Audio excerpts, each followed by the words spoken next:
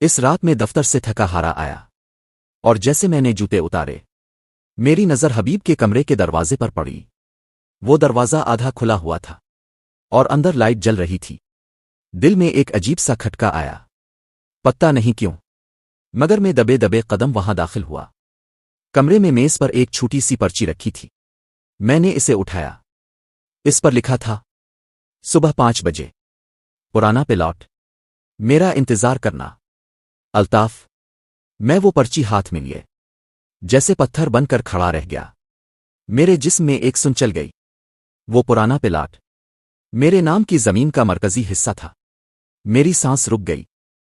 میرا نام عاطف ہے، میری عمر 29 سال ہے، میں ایک عام سا انسان ہوں، نہ زیادہ پڑھا لکھا نہ کوئی بڑا دماغ، بس معمولی سی نوکری اور سادہ سی زندگی۔ میرے والد کا انتقال بہت پہلے ہو گیا تھے جب والد زندہ تھے۔ ہم سب ان کی ایک ایک بات کو قانون کی طرح مانتے تھے۔ ہمارے گھر میں ان کی آواز سب سے زیادہ وزنی تھی۔ میں چھوٹا بھائی تھا، میرا بڑا بھائی، اس کا نام حبیب ہے۔ مجھے یاد ہے بچپن میں بھی حبیب میرے دل سے مجھے قبول نہیں کرتا تھا۔ میں بچہ تھا، مجھے تو کچھ سمجھ نہیں ہوتی تھی، لیکن اس کے چہرے میں میرے لیے ایک سختی تھی جس کی وجہ مجھے کبھی سمجھ نہیں آئی۔ میں باروں کو نہیں بتاتا تھا، مگر میری اندرونی آنکھ یہ باتیں سمیٹ لیتی تھی اور اندر کہیں ڈر بیٹھ جاتا تھا۔ والد کے جانے کے بعد گھر کی فضا بدل گئی۔ ان کی وفات کے بعد ہمارے گھر کے دروازوں پر جو خاموشی آئی، وہ خاموشی صرف دیواروں تک نہیں تھی، وہ خاموشی ہمارے رشتوں کے اندر اترنے لگی۔ والد کی زندگی میں جو محبت اوپر اوپر چلتی تھی، وہ مرنے کے بعد زمین میں دفن ہو گئی۔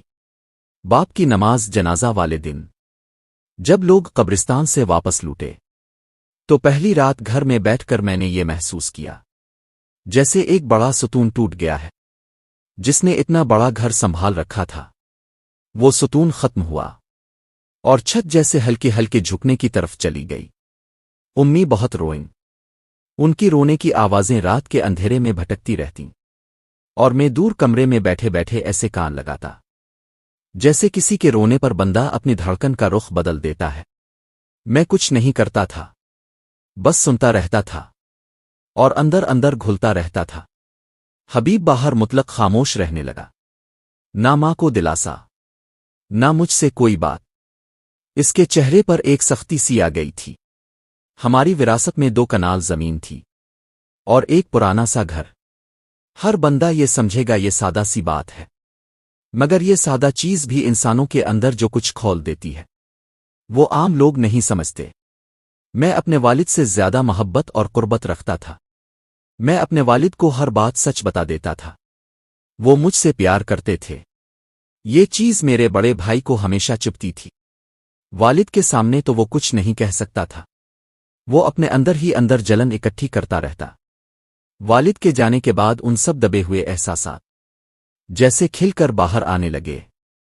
اس نے مجھے محسوس کرایا کہ میں اب اس کے لیے وہ چھوٹا بھائی نہیں ہوں جس کو وہ مجبورنہ قبول کرتا تھا، نہ، میں اب اس کے لیے ایک اور آدمی ہوں جس سے اسے مقابلہ ہے، اور یہ مقابلہ محبت سے نہیں تھا، یہ مقابلہ جلن سے پیدا ہوا تھا۔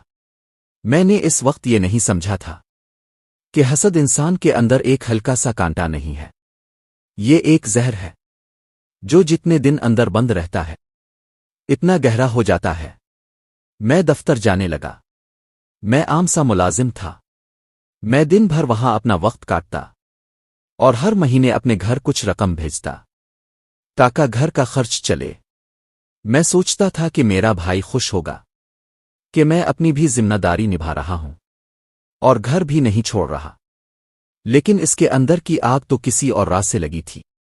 وہ میرے پیسے کو میرا اچھا عمل نہیں سمجھتا تھا، وہ اس پیسے کو بھی ایک مقابلہ سمجھتا تھا کہ میں باہر جا کر کماتا ہوں اور وہ گھر میں رہ کر ماں کے سامنے تڑپتا ہے، اور وہ اپنے دل میں یہ بات دھرتا رہتا کہ باپ نے مجھ پر پیار کم کیا اور اس پر زیادہ، اور اب وہ باہر جا کر اپنی برتری جتاتا ہے، یعنی جو عمل میں اپنے گھر کی محبت میں کر رہا تھا وہ اس کی نظر میں میری برتری تھی، اور یہ برتری اس کے اندر کی حسد کی آگ کو اور بڑھاتی گئی۔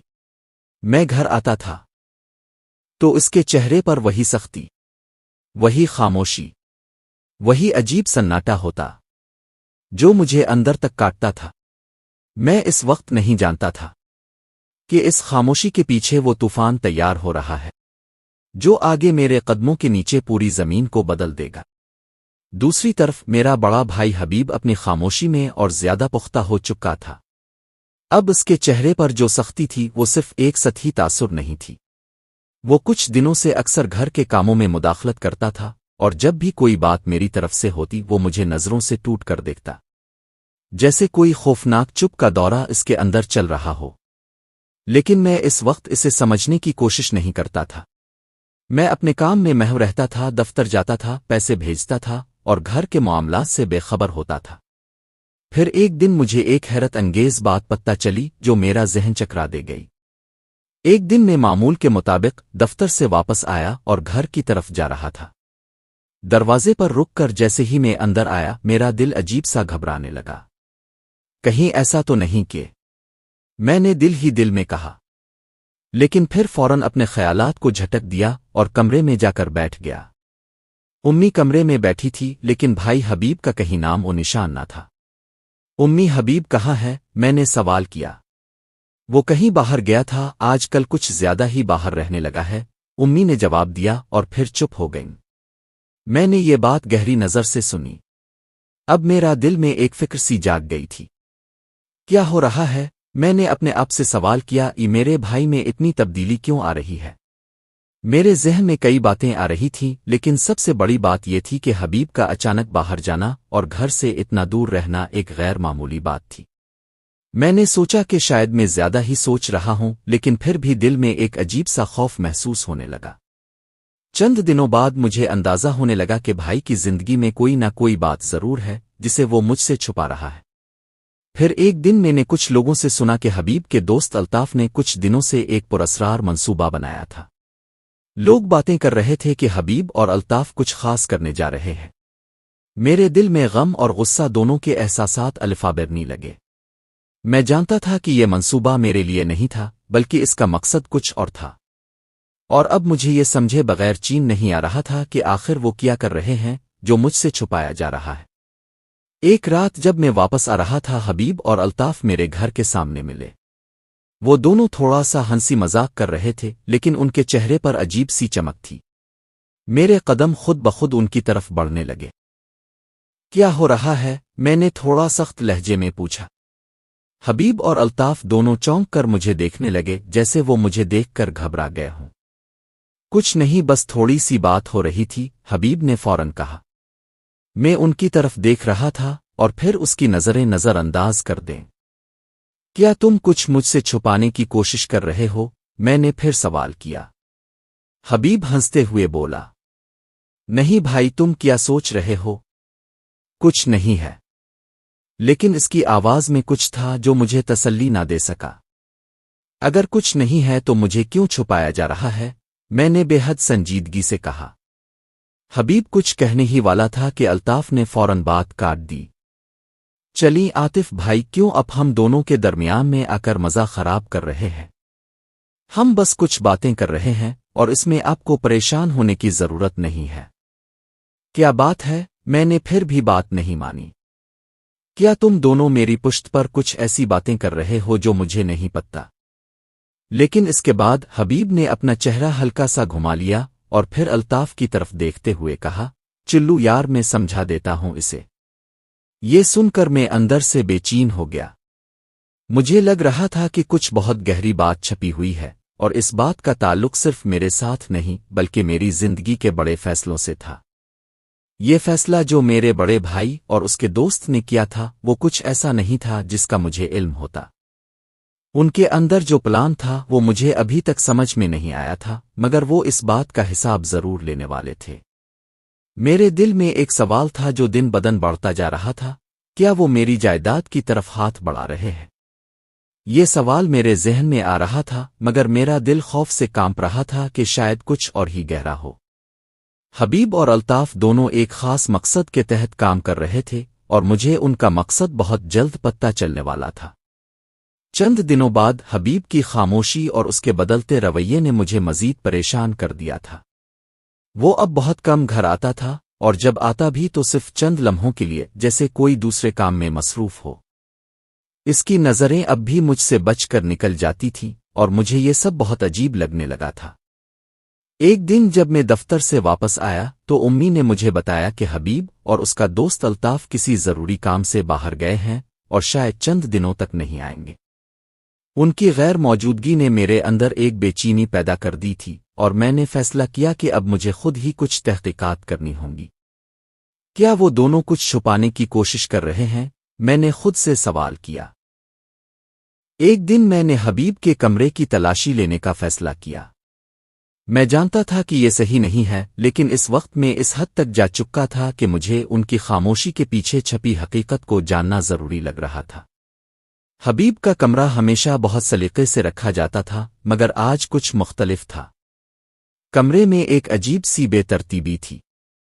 اس کی میز پر کچھ کاغذ اور ایک چھوٹا سا نوٹ پڑا تھا جو میرے ذہن میں فوراً سوالات اٹھا گیا۔ میں نے وہ نوٹ اٹھایا اور اسے غور سے پڑھا۔ صبح 5 بجے پرانا پلاٹ، میرا انتظار کرو، الطاف۔ یہ نوٹ پڑھ کر میرا دل تیز تیز دھڑکنے لگا۔ یہ پلاٹ وہ تھا جو ہمارے گھر کے قریب تھا، اور میں نے سنا تھا کہ وہاں کچھ عجیب و غریب باتیں ہوتی ہیں۔ کچھ لوگ کہتے تھے کہ وہاں جنات کا بسیرا ہے، اور کچھ کہتے تھے کہ وہ زمین کسی پرانے راز کو چھپائے ہوئے ہے۔ میں نے فوراً فیصلہ کیا کہ مجھے اس جگہ جانا ہوگا، اور میں رات ہی رات وہاں پہنچنا چاہتا تھا تاکہ اس راز کا پتہ چلے۔ رات کے وقت جب سارا شہر سو رہا تھا، میں چپکے سے گھر سے نکلا اور پرانے پلاٹ کی طرف بڑھا۔ وہاں پہنچ کر میں نے چھپ کر دیکھا کہ حبیب اور الطاف دونوں ایک طرف کھڑے تھے اور دونوں کے درمیان ایک عجیب سی بات ہو رہی تھی۔ میں نے قدموں کی آواز چھپانے کی کوشش کی اور تھوڑی دور جا کر ایک درخت کے پیچھے چھپ کر ان کی باتیں سننے لگا۔ تمہیں پتہ ہے حبیب، ہم نے جو بھی کیا وہ سب تمہارے فائدے کے لیے تھا۔ وہ پلاٹ تمہارے نام ہونا چاہیے، الطاف نے کہا۔ مجھے نہیں پتہ تھا کہ یہ سب اس حد تک پہنچے گا، حبیب نے گھبرائی ہوئی آواز میں کہا۔ لیکن تم نے خود کہا تھا کہ تمہیں کچھ بھی کرنا پڑے تم وہ پلاٹ حاصل کرنا چاہتے ہو، اور یہ تمہارے لیے بہت ضروری تھا، الطاف نے کہا۔ میں یہ سن کر چکرا گیا۔ میں سمجھ چکا تھا کہ میرے بھائی نے مجھے دھوکہ دینے کے لیے ایک سازش تیار کی تھی۔ وہ میرے پیچھے میرے ہی پلاٹ کے لیے منصوبہ بنا رہا تھا، اور وہ بھی بغیر میری اجازت کے۔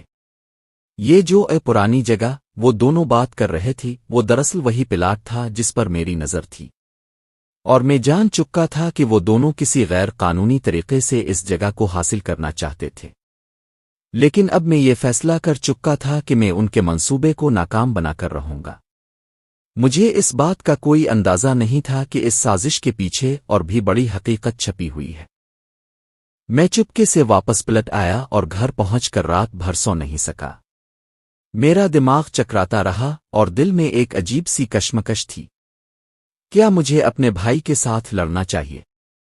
پھر میں اس سب کچھ کو نظر انداز کر کے خاموش رہوں؟ یہ سوالات میرے دماغ میں گھنٹوں تک گردش کرتے رہے، اور مجھے لگ رہا تھا کہ میں کسی بھول بھلیوں میں پھنس گیا ہوں۔ دوسرے دن میں نے فیصلہ کیا کہ اب مجھے اپنے بھائی کا سامنا کرنا ہوگا، اور اگر وہ اپنے منصوبے کو آگے بڑھانے کی کوشش کرتا ہے تو میں اسے روکوں گا۔ میں نے حبیب کو ایک بار پھر بات کرنے کے لیے بلایا۔ اس بار میں اسے کچھ سخت سوالات کرنے والا تھا تاکہ وہ اپنے ارادے ظاہر کرے۔ حبیب، مجھے بتاؤ، تم اور الطاف کیا چکر چلا رہے ہو؟ میں نے سیدھے اس کے سامنے سوال کیا۔ حبیب کا چہرہ بدل گیا اور وہ کچھ دیر تک خاموش رہا۔ کیا تم نے میرے کمرے میں کچھ دیکھا ہے؟ وہ آہستہ سے بولا۔ تم کیا چھپانا چاہتے ہو؟ میں نے پھر سوال کیا۔ حبیب نے گہری سانس لی اور پھر بولا، تمہیں پتہ نہیں ہے عاطف، میں نے جو کیا وہ تمہارے لیے تھا، لیکن تمہیں اب سمجھنا ہوگا۔ سمجھنا کیا؟ تم میری زندگی میں کیوں مداخلت کر رہے ہو؟ میں نے غصے میں آ کر کہا۔ یہ تمہاری زندگی نہیں، یہ ہمارے خاندان کی زندگی ہے، اور تمہیں پتہ نہیں کہ میں نے جو کیا وہ تمہارے بہتر کے لیے تھا، حبیب نے کہا۔ میں اسے خاموشی سے دیکھ رہا تھا اور اس کے اندر چھپی ہوئی حقیقتوں کا اندازہ لگا رہا تھا۔ تم نے کیا؟ میں نے سوال کیا۔ لیکن حبیب کچھ نہ بولا اور صرف میری طرف دیکھتے ہوئے بولا، سب کچھ وقت پر سامنے آئے گا عاطف، بس تھوڑا صبر رکھو۔ और फिर वो कमरे से बाहर चला गया। मैं अब सोच रहा था कि ये सब कुछ क्यों हो रहा है, और क्या वो इस सब कुछ में सच में मेरे फायदे की बात कर रहा था या फिर वो कुछ और ही करने जा रहा था। मेरे ज़हन में हजारों सवालात थे और उनका जवाब अभी तक नहीं मिला था। अगले कुछ दिनों तक मेरी जिंदगी में सब कुछ मामूल के मुताबिक चलता रहा, लेकिन एक गमगीन सुकूत था जो हर लम्हे मेरे साथ था। हबीब की खामोशी और उसकी नज़रों में छपी बेचैनी ने मेरे दिल में एक खौफ पैदा कर दिया था। वो मुझसे बात करने से ग्रेज करता था, और जब भी मैं कुछ पूछता वो बस घुमाओ फिराओ के साथ जवाब देता।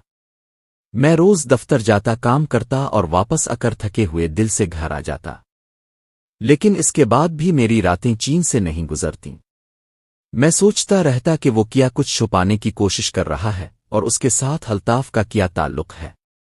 ये सब कुछ इतना पेचीदा हो चुका था कि मैं किसी एक जगह पर रुक कर फैसला नहीं कर पा रहा था। फिर एक दिन वो लम्हा आया जिसने मेरे दिल की तमाम धड़कनें रोक दें।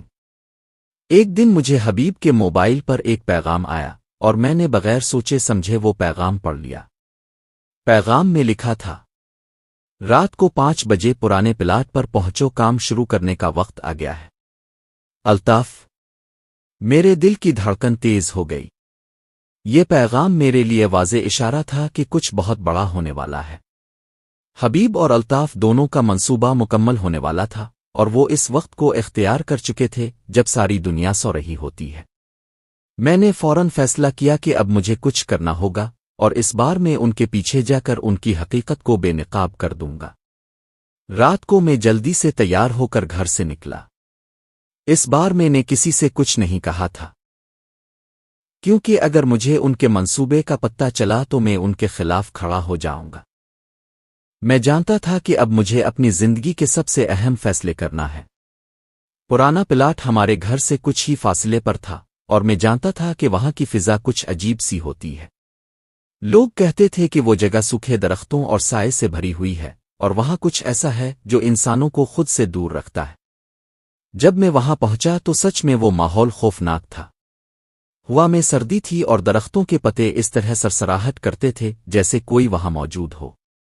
मैंने चुपके से उनकी मौजूदगी का पता लगाया और चंद कदमों के फासले पर देखा कि हबीब और अल्ताफ एक साथ खड़े थे। हबीब, मैंने उनकी तरफ बढ़ते हुए कहा। दोनों की नजरें घूमकर मुझ पर पड़ गईं, और इस लम्हे में मुझे लगा जैसे वो किसी और दुनिया में मौजूद हों। हबीब ने एक लम्हे के लिए नजरें झुकाईं और फिर इसने जवाब दिया, तुम यहां क्या कर रहे हो? इसकी आवाज में एक सख्ती थी, लेकिन वो अपने आप को छुपाने की कोशिश कर रहा था। तुम मुझसे कुछ छुपाने की कोशिश कर रहे हो हबीब? मैंने सवाल किया। तुम्हें क्या लगता है कि मैं तुम्हारी साजिश नहीं समझ रहा? हबीब ने चुपके से अल्ताफ की तरफ देखा और फिर इसने कहा, ये तुम्हारा कोई कारोबार नहीं है आतिफ। ये तुम्हारे लिए नहीं है। क्या तुम चाहते हो कि मैं खामोश रहूं? मैंने गुस्से में कहा, मैं तुम्हें अपने पीछे छपकर साजिशें करते नहीं देख सकता। तुम समझ नहीं रहे हो आतिफ, हबीब ने कहा, ये सब तुम्हारे लिए है ताकि तुम्हें वो चीज मिले जो तुम्हारा हक है। मेरे हक का तुमसे कोई ताल्लुक नहीं हबीब, मैंने कहा। तुम्हारी ये सब चालाकियां मुझे और तुम्हें तबाह कर देंगी। अल्ताफ इस दौरान कुछ नहीं बोला, बस एक तरफ खड़ा रहा। इसकी नजरें भी कुछ अजीब सी थीं, जैसे वो इस बात को खत्म करने के लिए कुछ और करने जा रहा हो। ये सब तुम्हारे लिए नहीं, तुम्हारी जायदाद के लिए है, और अगर तुम समझते हो कि मैं ये सब तुम्हारी मदद के लिए कर रहा हूं तो तुम गलत हो, हबीब ने बोला।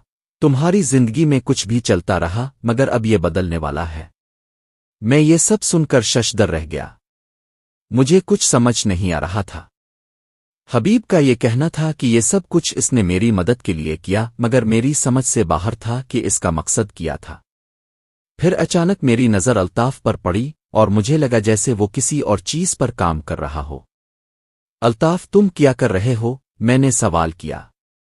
अल्ताफ ने हंसते हुए कहा, हम सिर्फ अपने रास्ते पर जा रहे हैं आतिफ। तुम्हें इसका क्या करना है? मैंने एक लम्हे के लिए सोचा और फिर फौरन फैसला किया कि मुझे अब अपने कदमों को रोकना नहीं है। मैंने हबीब और अल्ताफ दोनों को बताया कि अगर वो अपनी हरकतों से बाज नहीं आएंगे तो मुझे उन्हें पुलिस के हवाले करना होगा। حبیب کے چہرے پر ایک سرد مسکراہٹ آئی اور وہ بولا، تم وہ نہیں کر سکتے عاطف۔ تم کیا سمجھتے ہو تم ہمیں روک لوگے؟ اگر تم مجھے مجبور کرو گے تو میں یہ ضرور کروں گا حبیب، میں نے جواب دیا۔ پھر اچانک ان کی باتوں کا ایک اور رخ سامنے آیا۔ یہ سب تمہارے لیے نہیں، یہ سب کچھ تمہارے بھائی کے لیے ہے، حبیب نے غصے میں کہا۔ میں ساکت کھڑا رہا۔ اس کے الفاظ جیسے میرے اندر گہرے گہرے سروں میں جا کر بیٹھ گئے۔ حبیب کے الفاظ میرے دل میں گونج رہے تھے۔ یہ سب تمہارے لیے نہیں، یہ سب کچھ تمہارے بھائی کے لیے ہے۔ یہ جملہ جیسے میری دنیا پل بھر میں الفالٹ پھیر کر رکھ گیا۔ میرے دماغ میں ایک ہلچل مچ گئی اور دل میں وہ خوف چھا گیا جس کا میں نے کبھی اندازہ نہیں لگایا تھا۔ کیا واقعی حبیب نے یہ سب میرے لیے نہیں بلکہ خود کے لیے کیا تھا؟ پھر وہ میرے ساتھ جتنا کھیل رہا تھا وہ صرف اس کی خود غرضی تھی۔ میں لمحے کے لیے خاموش ہو گیا۔ حبیب اور الطاف دونوں میری طرف دیکھ رہے تھے، لیکن میرے دل میں جو سوالات اٹھ رہے تھے وہ بہت پیچیدہ تھے۔ کیا تمہارے لیے میری محبت، میری زندگی اور میرا حق اتنی سستی چیزیں تھیں؟ میں نے حبیب سے پوچھا۔ کیا تم نے مجھے کبھی بھائی سمجھا؟ حبیب کا چہرہ سست پڑ گیا۔ اس کے چہرے پر وہ سختی، وہ غرور جو ہمیشہ تھا اب ماند پڑ چکا تھا۔ عاطف، میں نے جو کچھ کیا وہ شاید غلط تھا، لیکن میری نیت تمہارے ساتھ کبھی باری نہیں تھی۔ میں بس یہ چاہتا تھا کہ تمہارا مستقبل محفوظ ہو، لیکن میں نے غلط طریقہ اختیار کیا۔ اس کے الفاظ میں ایک شرمندگی اور پچھتاوا تھا جو میں نے پہلے کبھی نہیں دیکھا تھا۔ میں گہری سانس لے کر بولا، حبیب، تمہارا مقصد جو بھی ہو، تمہاری راہ بالکل غلط تھی۔ کوئی بھی مقصد کسی بھی طریقے سے حاصل کرنا، خواہ وہ کتنا ہی اہم ہو، جائز نہیں ہوتا۔ تم نے اپنے خوابوں کی تکمیل کے لیے جو راستہ اپنایا وہ ہمیں اور تمہیں کہیں نہ کہیں نقصان پہنچاتا۔ ہم دونوں بھائی ہیں اور ہمیں ہمیشہ ایک دوسرے کا ساتھ دینا چاہیے، نہ کہ ایک دوسرے کے پیچھے چل کر کچھ چپکے سے چھپانا چاہیے۔ میں رک کر اسے دیکھنے لگا اور پھر کہا، ہاں، میں تم سے مخلص تھا، مگر مجھے تمہاری محبت کا اندازہ اس وقت ہوگا جب تم صحیح راستہ اختیار کرو گے۔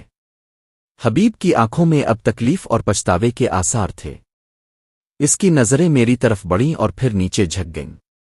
مجھے معاف کر دو عاطف، اور میں وعدہ کرتا ہوں کہ آئندہ کبھی تمہیں دھوکہ نہیں دوں گا۔ میں نے دل میں سکون محسوس کیا۔ شاید وہ میرا بھائی تھا اور میری زندگی کے سب سے بڑے جھگڑوں کا یہی خاتمہ تھا۔ میں نے آہستہ سے اس کی طرف قدم بڑھایا اور کہا، ہم سب انسان ہیں اور ہم سب سے غلطیاں ہوتی ہیں۔ میں تمہیں معاف کرتا ہوں، مگر یاد رکھنا زندگی میں وہی راستہ صحیح ہے جو ہمیں سچائی، ایمانداری اور محبت کی طرف لے کر جائے۔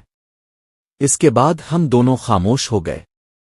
پھر حبیب نے اچانک اپنی جیب سے کچھ کاغذ نکالے اور کہا، یہ وہ دستاویزات ہیں جو میں نے تمہارے لیے تیار کی تھیں۔ یہ زمین اور پلاٹ اب تمہارے نام ہے اور میں نے اسے تمہیں دینے کا فیصلہ کیا۔ میرے دل میں ایک اور خوشی کی لہر دوڑ گئی۔ حبیب نے میری محبت کا اعتبار کیا تھا اور آخرکار اس نے اپنے راستے کو درست کیا تھا۔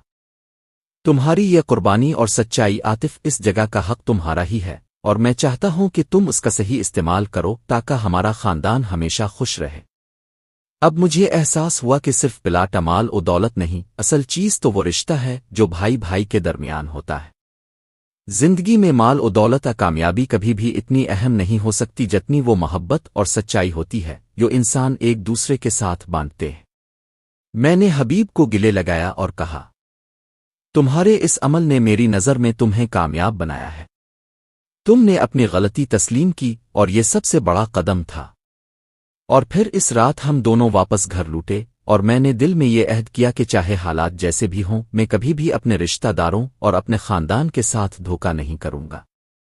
یہ کہانی ہمیں یہ سکھاتی ہے کہ زندگی میں کبھی بھی کسی کے ساتھ برا کرنے کا کوئی فائدہ نہیں ہوتا، چاہے ہم کتنی بھی مشکلات میں ہوں۔ ہمیں اپنے اقدار اور اصولوں کو کبھی نہیں چھوڑنا چاہیے۔ اصل کامیابی صرف اس بات میں ہے کہ ہم اپنے رشتہ داروں کے ساتھ ایمانداری اور محبت کے ساتھ پیش آئیں۔ اگر ہم میں سچائی اور مخلصی ہو تو ہم کوئی بھی مشکل مرحلہ گزار سکتے ہیں۔ زندگی میں محبت اور وفاداری کا کوئی نام البدل نہیں ہوتا۔ جب انسان اپنے اصولوں کے ساتھ جیتا ہے تو آخرکار وہ کامیاب ہوتا ہے اور اس کی زندگی کا مقصد پورا ہوتا ہے۔ آپ کو کہانی پسند آئی ہو تو ویڈیو کو لائک کریں اور مزید ایسی کہانیوں کے لیے چینل کو سبسکرائب کریں۔ ملتے ہیں نیکسٹ ویڈیو میں، تب تک کے لیے اللہ حافظ۔